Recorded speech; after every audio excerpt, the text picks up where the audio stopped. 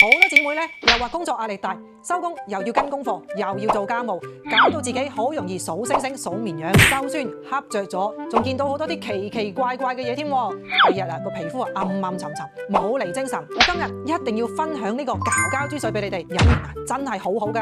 材料有酸棗仁、百合、茯苓、蓮子、桂圓肉、桑葚。酸棗仁咧又被譽為東方水果，如果你個人好容易心慌慌、點床點席到天光，你就用佢啦。蓮子同百合咧就清一清我哋心入邊嘅小火苗，撫平一下瞓覺前嘅掹掹整整。茯苓咧係幫助我哋排一啲水，等我哋個人咧放鬆落嚟，有啲鬆弛感。酸棗仁一定係要炒過再研碎佢，先有佢個作用嘅。我哋準備一隻乾鑊，唔使放油去炒嘅，倒晒啲酸棗仁落去，全程都係細火去炒，一直不斷咁樣去翻炒佢，等佢粒粒都受均勻。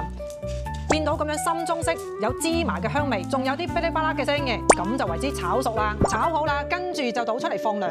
酸棗仁咧係可以一次過炒晒佢嘅，但係咧食幾多就研幾多，剩低嘅咧我哋就可以攞個樽嚟裝好佢，將其他嘅食材洗乾淨佢，浸佢10分鐘。呢啲食材擺晒入個煲度，加上適量嘅清水，大火煲滾，再轉中小火煲佢半個鐘。